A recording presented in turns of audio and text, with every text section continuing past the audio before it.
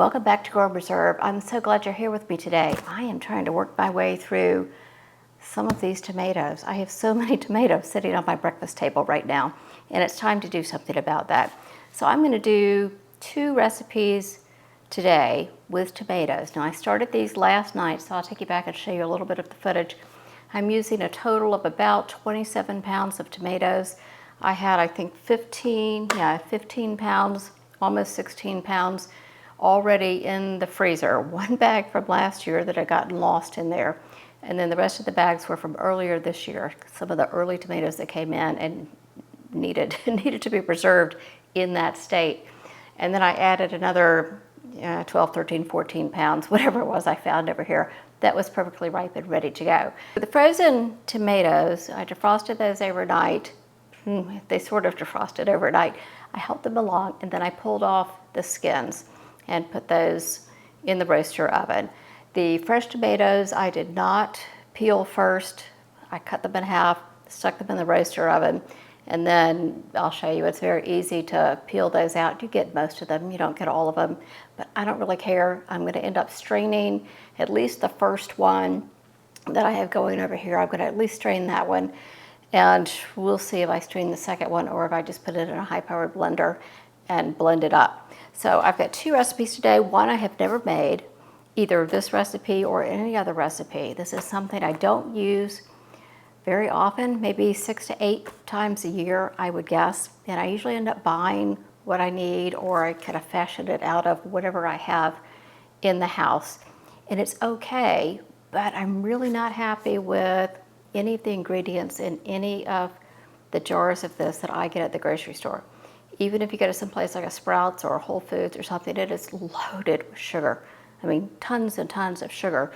And if you go buy something, you know, at Kroger or Publix or wherever, you get corn syrup, you just get stuff that I don't necessarily want to eat.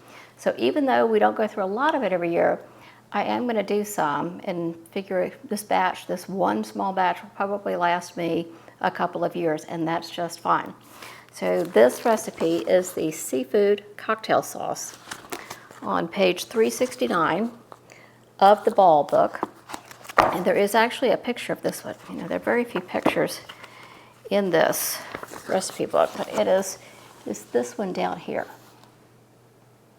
So I'm excited to have that. We don't have shrimp a whole ton at home, but this past month, ButcherBox did have it on sale, so I got 4 1-pound bags of that for us to have kind of a shrimp cocktail.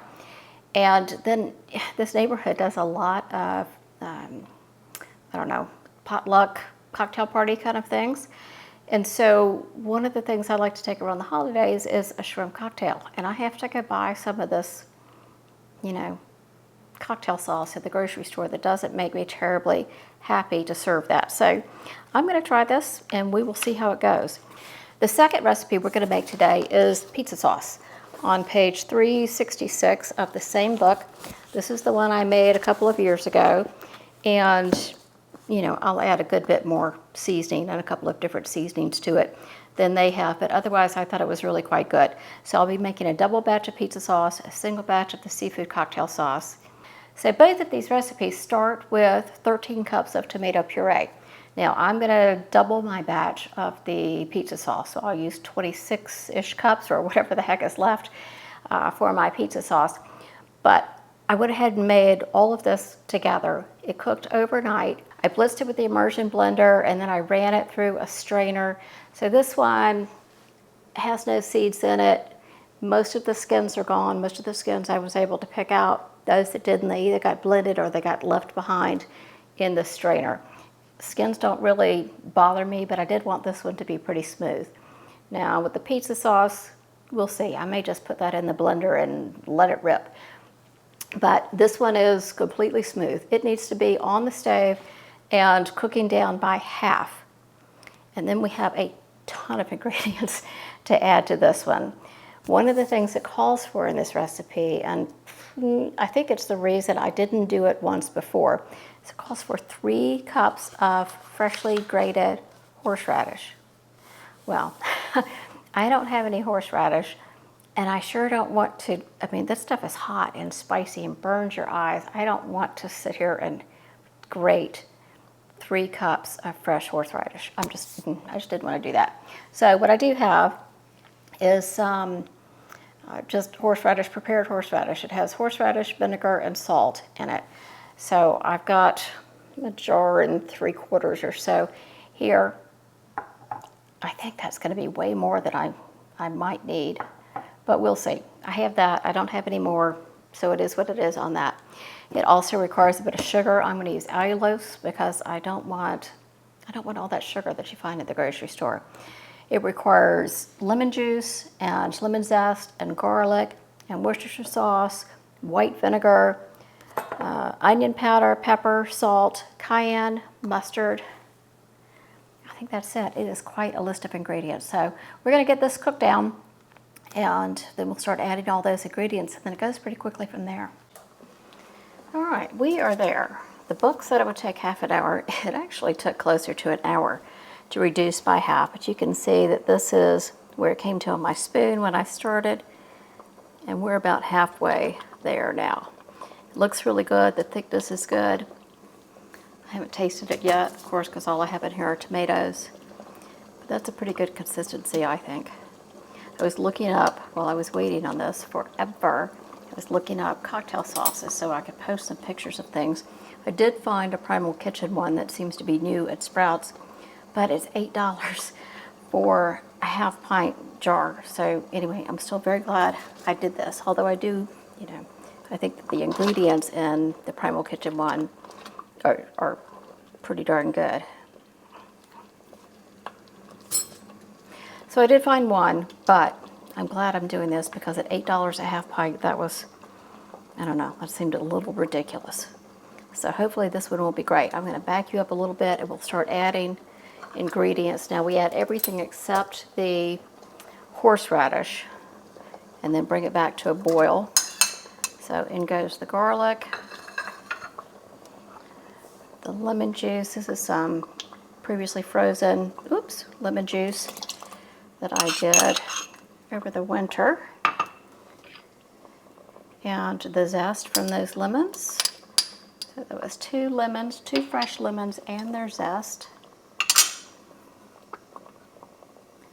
1 cup of vinegar. I do worry with that. We're going to end up a little thinner than I would like. Okay, 1 1/4 cups of granulated sugar. Now I use allulose, so I'm going to use that in this as well. That's a half cup. There's a full cup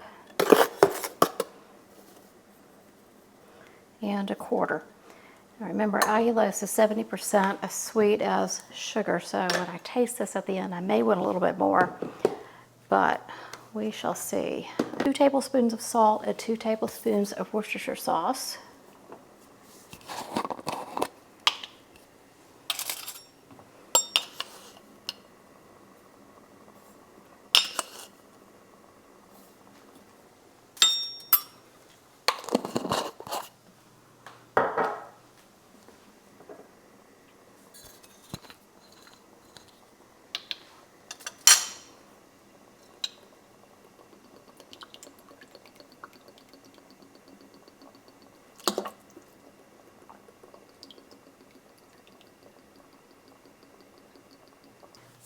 Half a teaspoon of black pepper.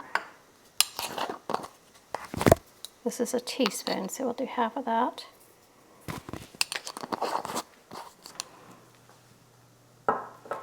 Two teaspoons of dry mustard. I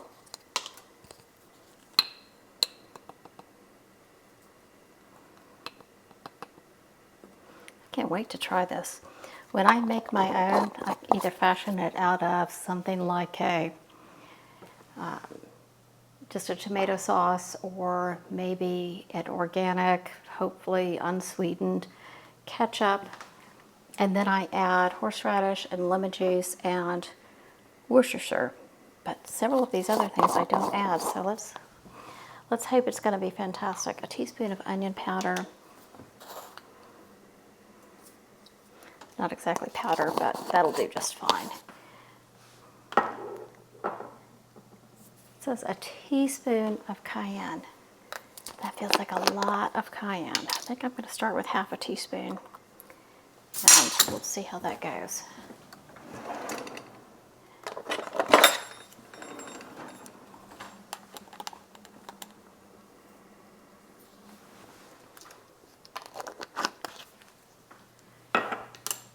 Okay, now I have everything in here except the horseradish.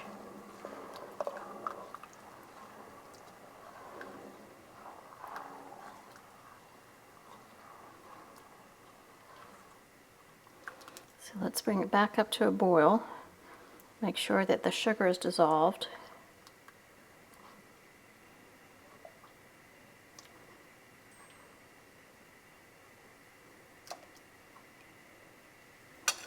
It does feel a little bit thin for me. It'll thicken up a little bit as we process it, of course, but that feels pretty thin. I'm going to let it boil for just a couple more minutes. All right, I think this is looking great. Let's give it a taste. Still have not added the horseradish yet.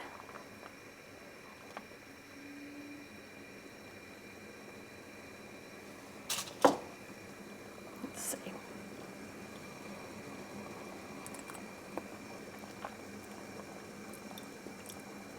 Oh,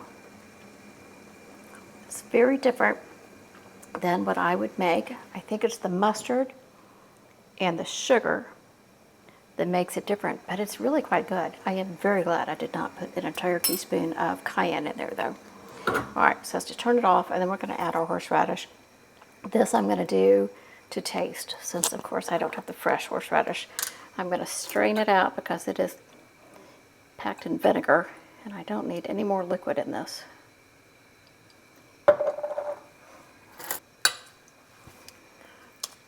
Okay.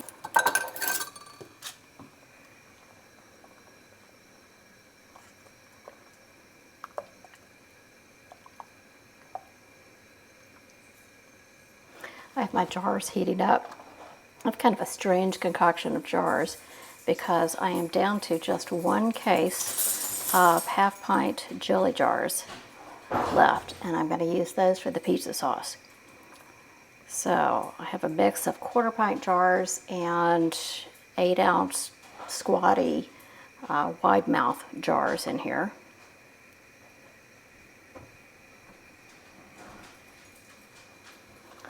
All right, let's taste this.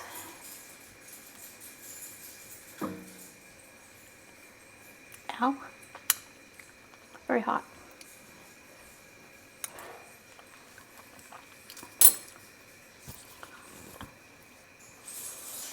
We definitely need more horseradish.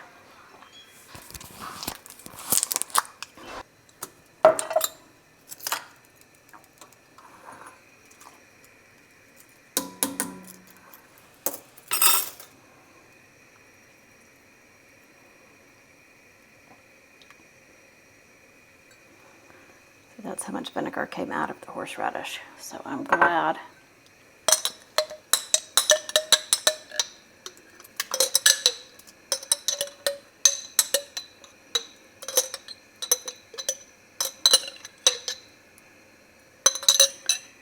All right, I ended up adding the rest of this jar, so I ended up putting in 8 and 5, let's call it 13 ounces of prepared horseradish. Now, not the kind that's in mayonnaise-like stuff, just the kind that has vinegar in it. Vinegar and salt. All right, now because I'm using mostly 4-ounce jars, I may have to run a second load, but that's fine. I'll have plenty of time while I'm working on the pizza sauce.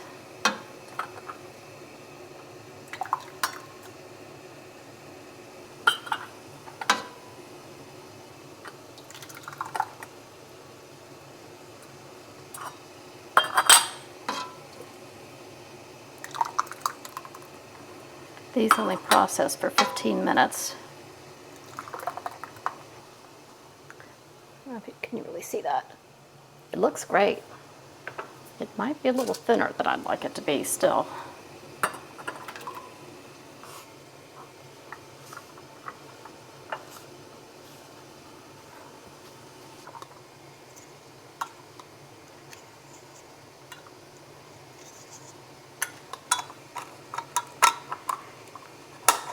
flavor's pretty good. I think it's going to be great on shrimp.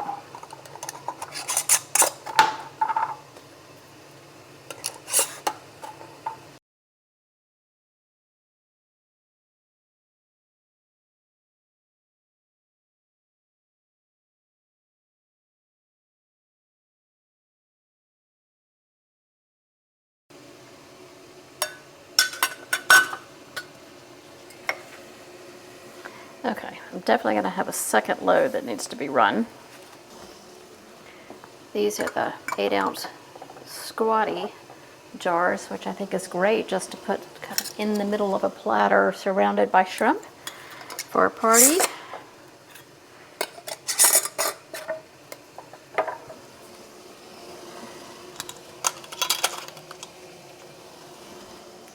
Whereas these smaller ones are perfect if David and I just have a little shrimp cocktail with our dinner.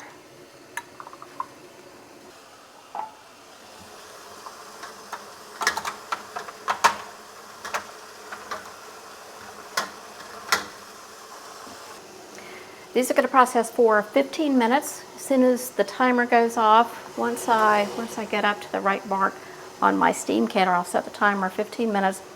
Then I'll turn off the heat, leave the lid on for another 5 minutes, and then I can take off the lid, remove the jars, and I'll run a second lid through.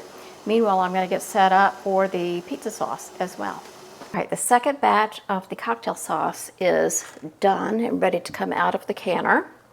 I ended up with, let's see, 8, 9, 10 quarter pints and 6 of the half pints. So I'm pretty pleased with that. That'll definitely get me through at least a year, and perhaps a little beyond. Although now that I have it, we may have shrimp cocktail more often.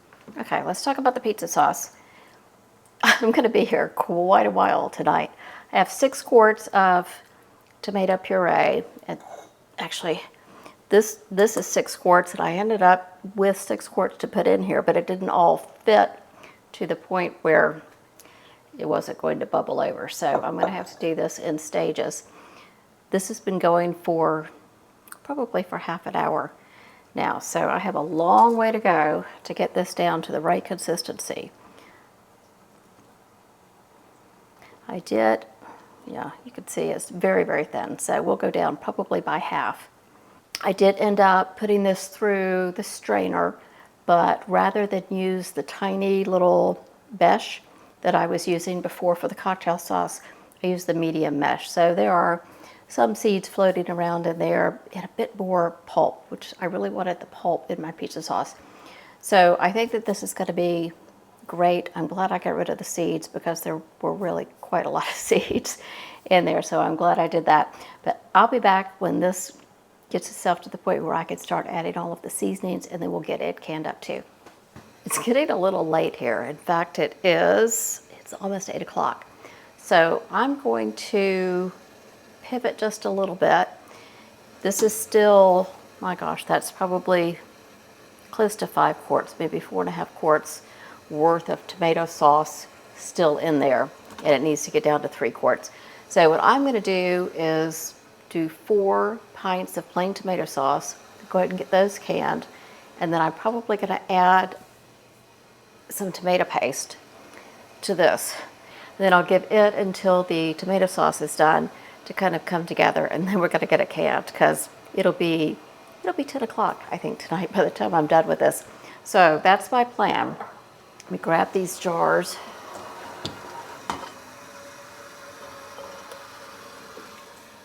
So I'm just going to follow basic canning directions for tomato sauce. I'm going to add a tablespoon of lemon juice and a half a teaspoon of salt to each jar. Otherwise, I have no seasonings in this sauce yet. It's just tomatoes. It looks beautiful. It smells fantastic. Actually, let me I'll go ahead and get the lemon juice and the salted first so I don't forget.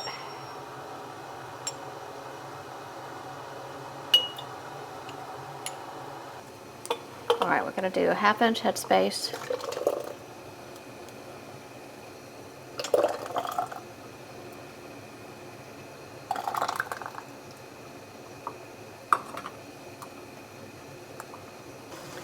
smells wonderful in here. Turn this one back on.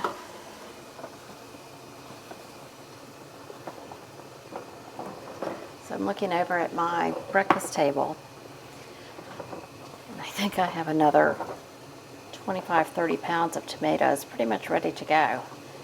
They may have to stop over in the freezer for a bit. All right, these are going to go for 35 minutes. I don't know if I said that or not.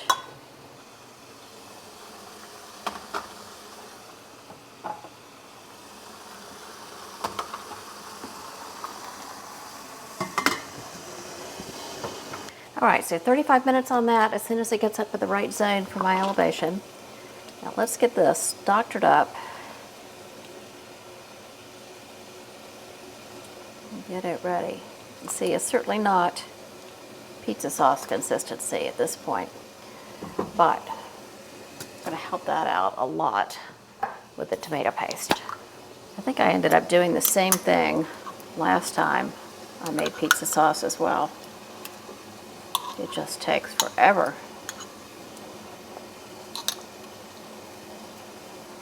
All right, that's about half a jar. We'll see how that goes.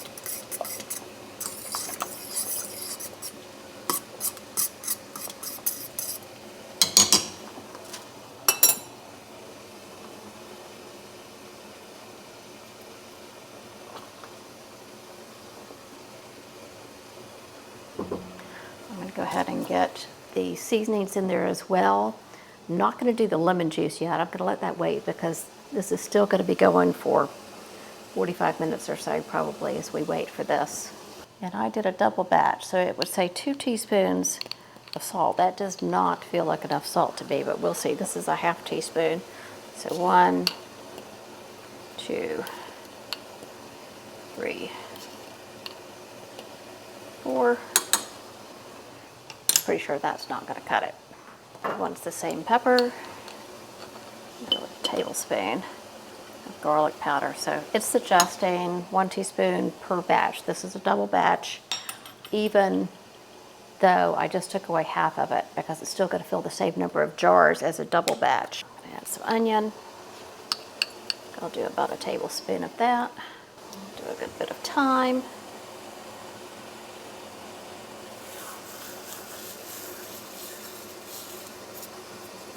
Probably a tablespoon and a half or so of thyme from the garden that has been freeze-dried. Basil.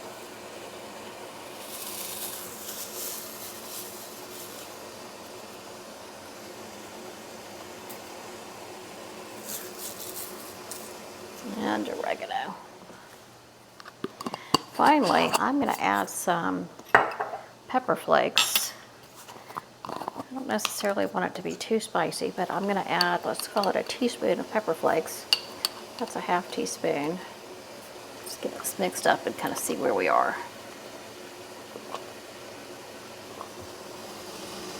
This is good to start, so let me start the timer. 35 minutes.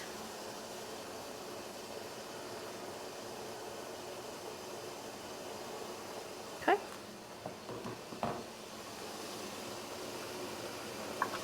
All right, I can feel it thickening up.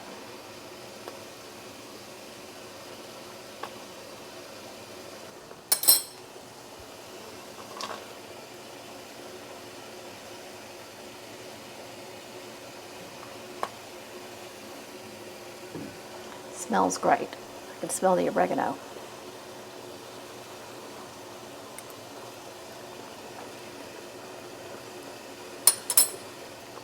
That's really good.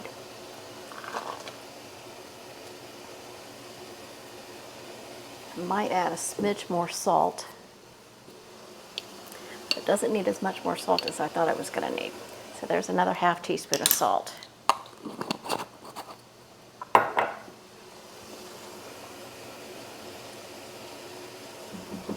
All right, I'm going to put that on a gentle boil. Consistency is getting there. I think it's going to continue to thicken up just a bit from the tomato paste. I can always add a little bit more if I want to. It has another 40 minutes or so until this is done and I can get this out of the canner so that I can get this in process. Okay, so regular recipe adds a half a cup of lemon juice. I need to add a whole cup of lemon juice. So I will do that just before I put it in the jars. Problem is, I need to make sure I remember. So I'm going to go ahead and put it in this measuring cup.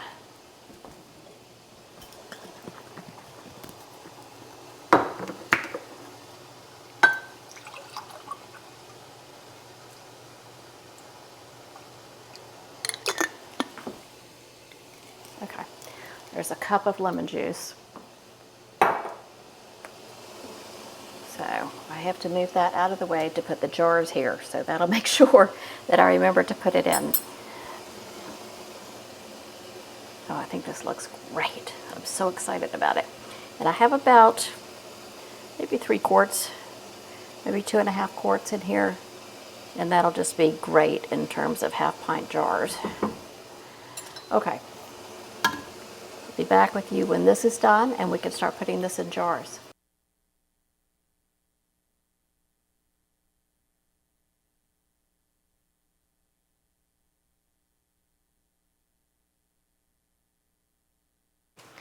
All right, the sauce is done. I'm going to get it out of the canner so I can get the jars in for the pizza sauce because it is done as well. That is a beautiful jar.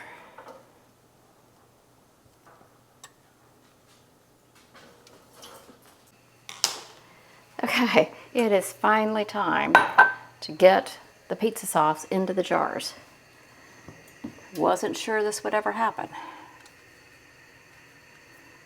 I have 12 jars in here. They don't really fit quite as well once you put the rings on. So if I only get 11 jars, that would be just fine. Okay, the lemon juice went in, you saw that.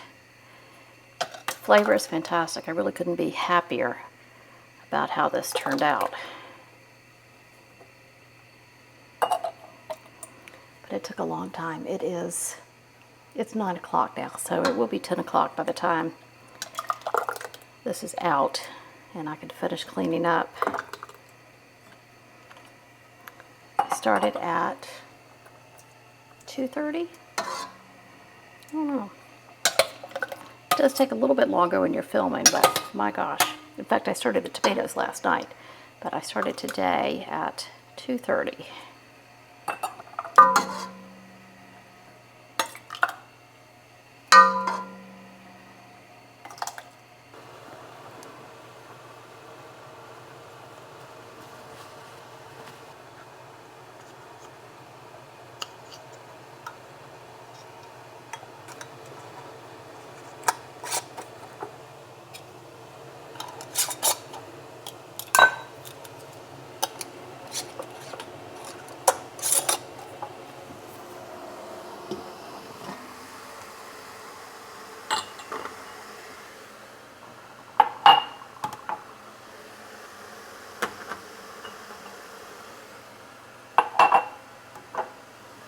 Pretty sure I don't have 6 jars worth left, which again is just fine. So I really don't want to do a second canner load.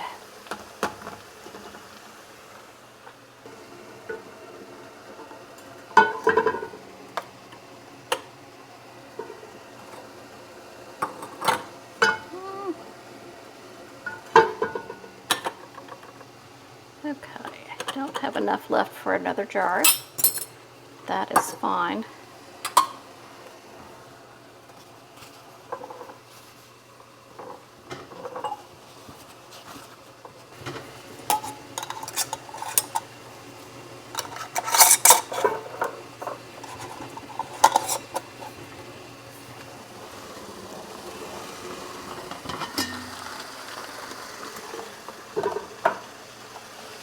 Okay, these will also process for 35 minutes. And then they'll sit for 5 minutes with the heat off, but the lid's still on.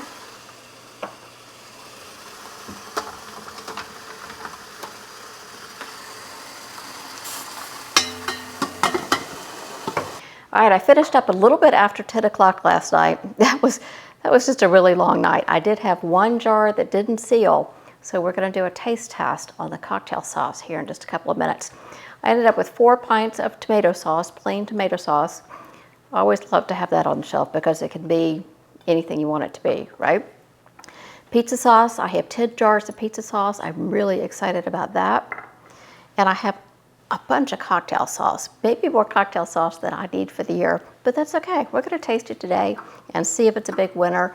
I think that, well, I know David and I enjoy having it as like a shrimp cocktail along with a big salad or something in the summer. So that'll be fun to have throughout the rest of the summer. And then at the holidays, as I mentioned before, I love to be able to take some, a big plate of shrimp and some cocktail sauce to one of these potluck dinners, and it's kind of, that's kind of how we do our Christmas together as a neighborhood.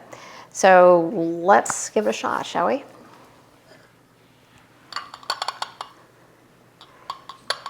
So I could have just reprocessed this jar, but at 10:15 last night, I was like, no, we're gonna use it as a taste test. All right, here we go.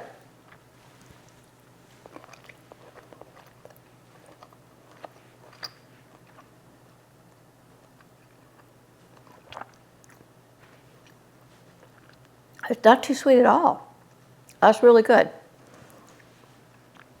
The horseradish, I think, was great. I have no idea what the difference in level of heat, taste, whatever would have been between what I used out of the jars versus fresh horseradish. I've actually never worked with fresh horseradish. But this is great. This is really good. Let's try one more. So this is what we're gonna have for dinner tonight, along with a salad and a giant tomato.